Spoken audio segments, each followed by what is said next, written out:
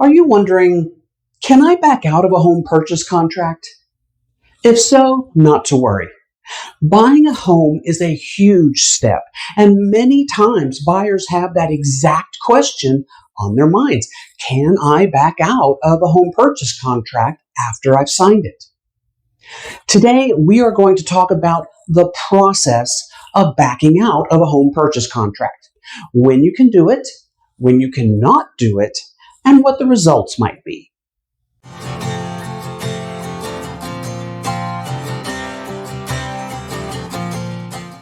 If this is your first time visiting the channel, and if you want to know everything there is about the Houston market and Houston's best real estate, then subscribe below and tap the bell.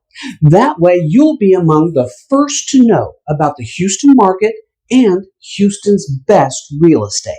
And by the way, my name is Michael Hughes. I'm a Texas real estate broker and a Texas real estate attorney of more than 20 years.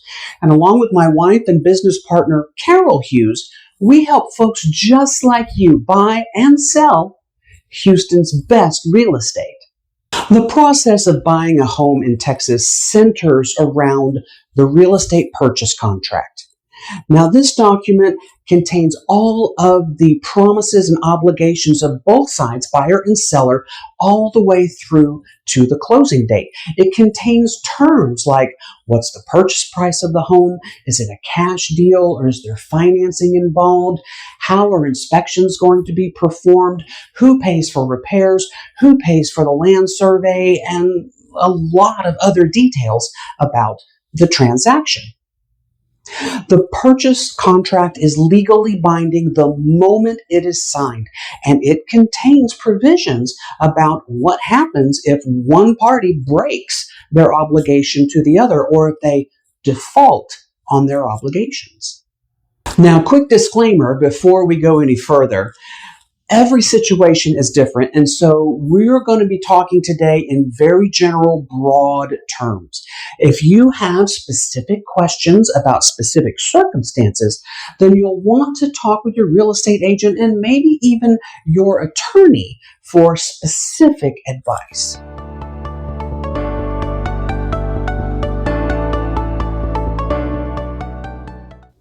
Now let's talk a quick minute about earnest money.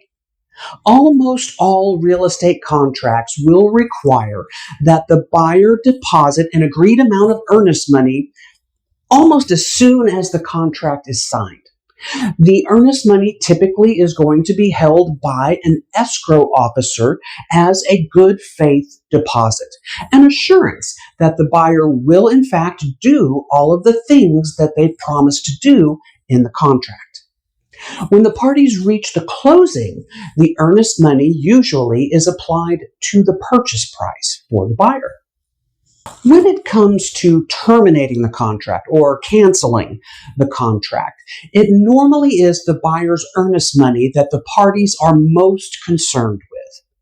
Now, the contract may contain additional terms that allow for more legal remedies for whichever party is left holding the bag when the contract terminates.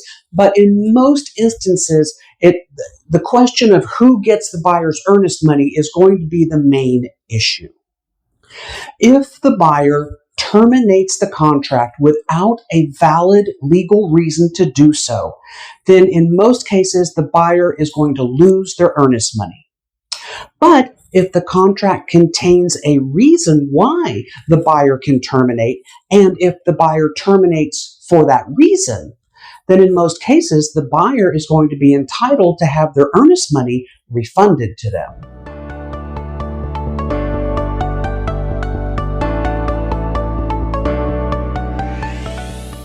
So, if the buyer has a reason to terminate that's stated in the contract, then in that case, they can get their earnest money refunded to them.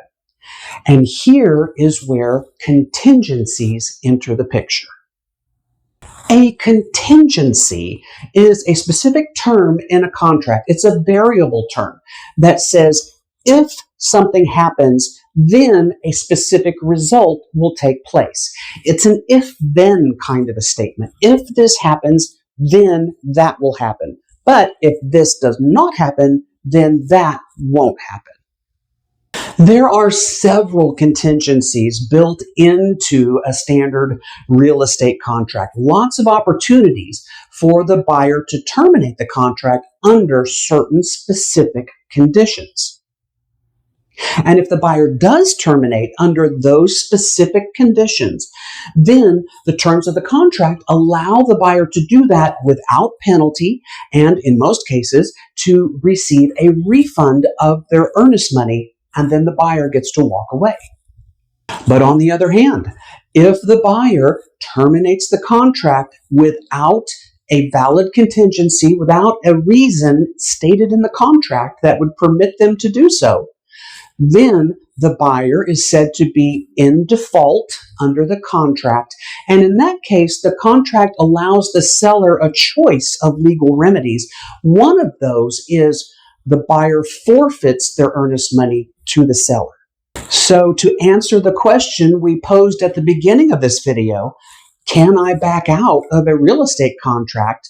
The answer is maybe, if there is a valid contract contingency that would allow you to do so. Then the answer is yes. If there's not a contingency that allows it, then the answer is no.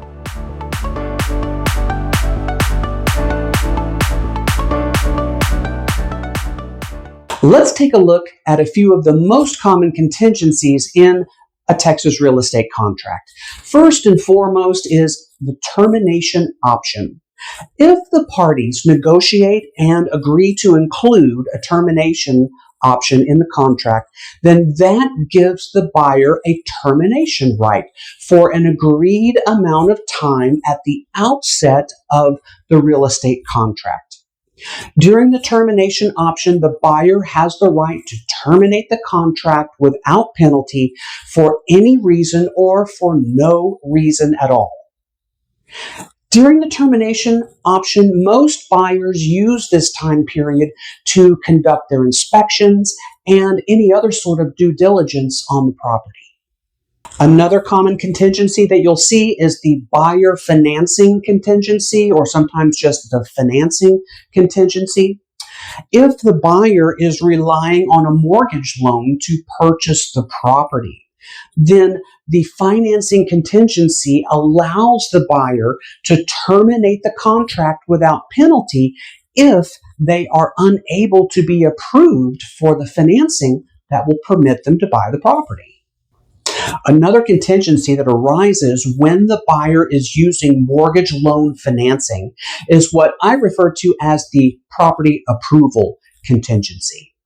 Now, when the buyer is seeking a mortgage loan to purchase the property, the lender is going to want to know some information about the property. They want to make sure that it's good collateral for the loan they're being asked to provide.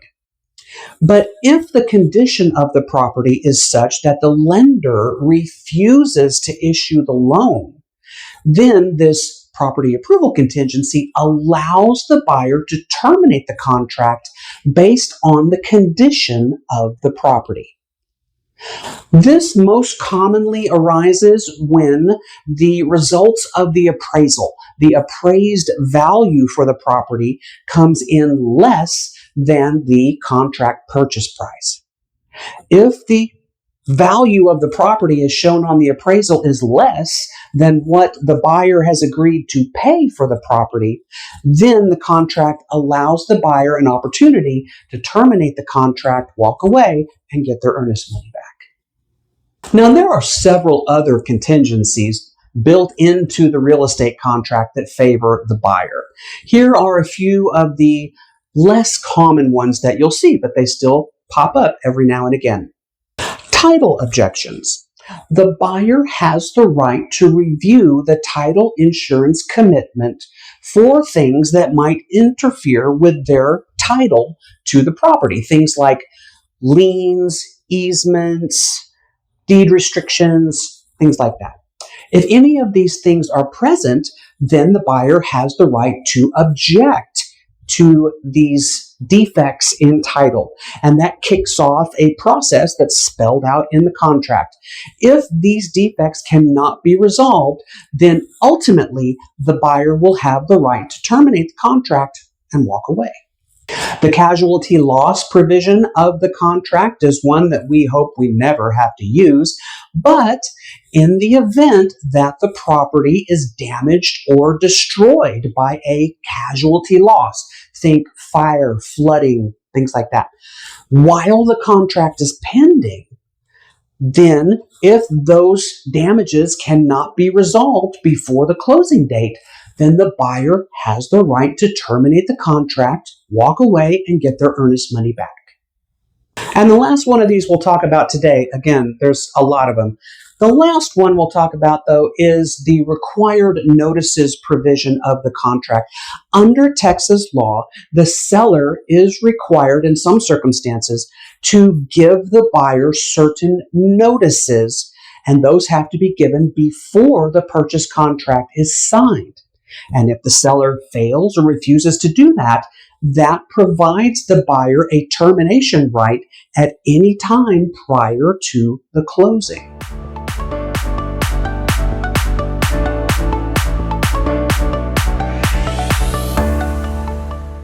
Now, if all of this has you feeling just a bit overwhelmed, don't worry. This is what your real estate agent is for.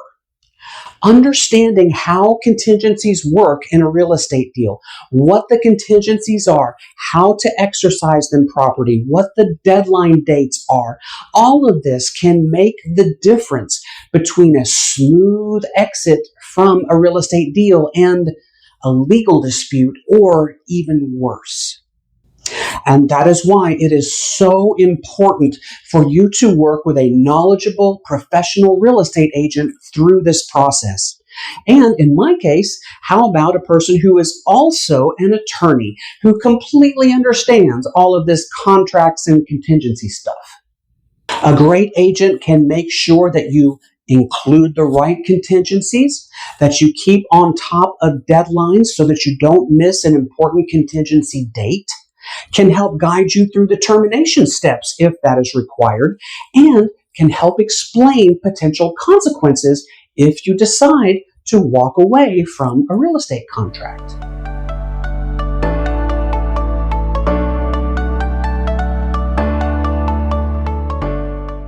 Now, just as important as understanding when a buyer can walk away from a real estate deal is understanding when a buyer cannot walk away from a real estate transaction. Remember that a buyer cannot walk away from a real estate deal simply because they've changed their mind or they've developed a case of buyer's remorse.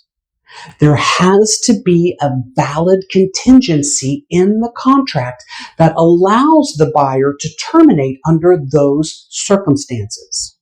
If the buyer terminates a real estate contract without a valid justification in the contract, then the buyer could be considered to be in default under the real estate contract.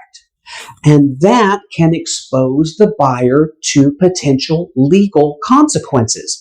And those can include loss of the earnest money, being sued for breach of contract, and other legal and financial consequences. So always remember, if you're of a mind to terminate a real estate contract, make sure you're talking with your agent and that you're doing it in accordance with the terms of the contract.